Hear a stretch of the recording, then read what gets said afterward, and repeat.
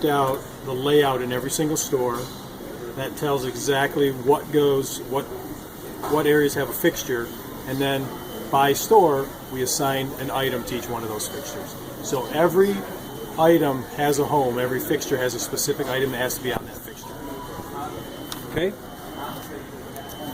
So, when we took that map, what we did is we went through and we did a location code, and the first number that you'll see at the top of this, right above the price, is the location code. G for grocery, H for HBC, P for pets, and B for baby. That tells you the item, which department it goes in. And then it's in order, and everything's 4 digits, plus a B if it's 2 things on the same fixture. So for example, this is G0963B. So this is position 963B. So this one would be 963. Hey, without even looking out here. Okay, so the A side and the other side will either be a B side if it has another item. If it has nothing on the other side, no label, it's just for more stock of what's on the A side. Like this one behind it. Yep.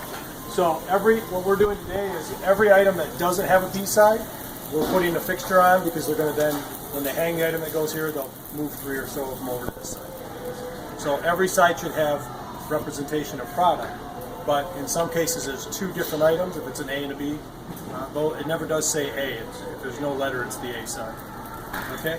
Now the store is mapped out starting from the front of the store, the main entrance. Now every store is a little different. Some you'd be confused on where the main aisle is.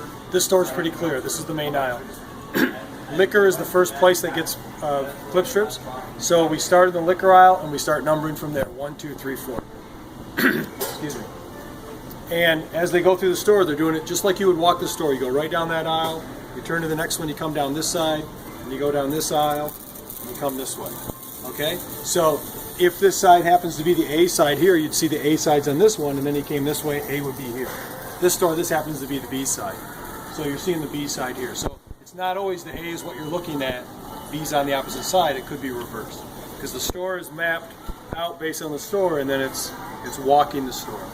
Okay, so that helps you find something. So your packing list says this is where this item goes. It goes on G63B, and you can know that, okay, I look and I'm at 100, so 63 is a little farther this way.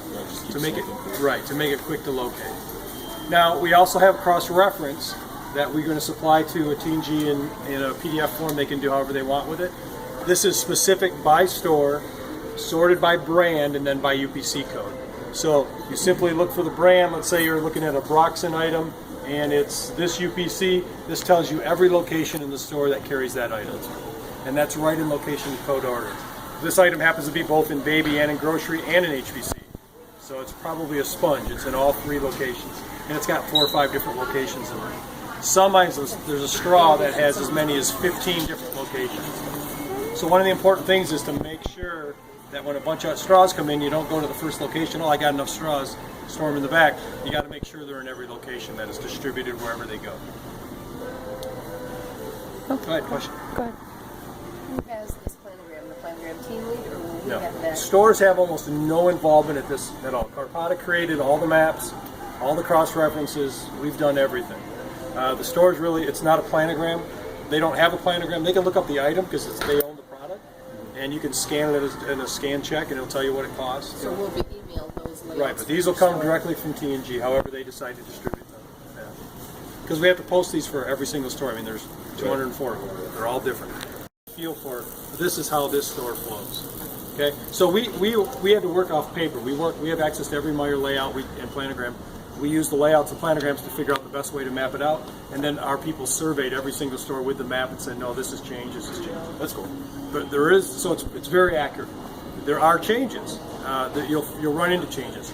For example, we have an item that goes in toaster pastry that goes with Pop-Tarts. Well, they no longer have that planogram. They still carry Pop-Tarts, but they don't have a toaster pastry planogram. It's now part of convenience breakfast. So toaster pastries may have been here, and convenience breakfast that 12 feet, but now it's one 16-foot convenience breakfast, and toaster pastries may have been moved over there.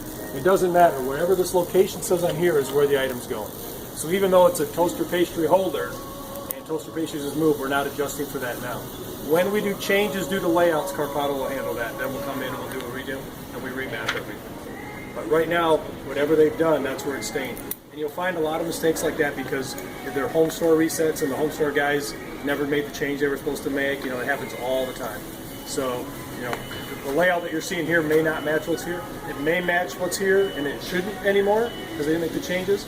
Really what you have to concern yourself about is this fixture, what the number is on that fixture, and where it is in the run, so you can find where that item goes. Now we're going through about 65 totes full of product. You guys are typically going to see 2-3 totes, depending on what the sales are. And you're going to see a lot of times you can see the same items over and over because sponges sell like crazy and straws sell like crazy. So you're going to see a lot of those, and you'll figure out, especially if the same person's doing it in the same store all the time, you'll get a real good feel for it. So it's not so bad. The difference here is though, Carpata and T&G and Brian O'Connell from Wilco. We wanted to take control of where the stuff actually goes as opposed to letting you guys just decide that, which is what the previous vendor did, is they just put them wherever they felt like, and it got to be a real mess, and then it'd be nothing but straws, because that was what they always had the most of. So it's really specific. We don't want to put items on pegs where they don't belong. We want just what belongs on there. Okay? And if you see issues, T&G will come up with whatever process they want to use if you see issues with broken fixtures and things like that. We have supplies of these. Labeling we do in-house right now. We'll probably get that to the T&G Jackson warehouse somehow, so you can just order it and they can just send out labels. We have to decide how to handle that going forward.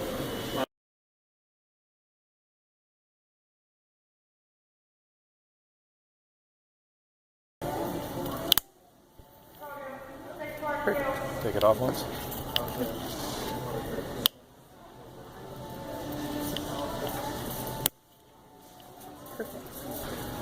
Like this. Oh, like this, so it'll be just straight down like this? Right. Or they used to hang them all on here, and then it's kind of a mess.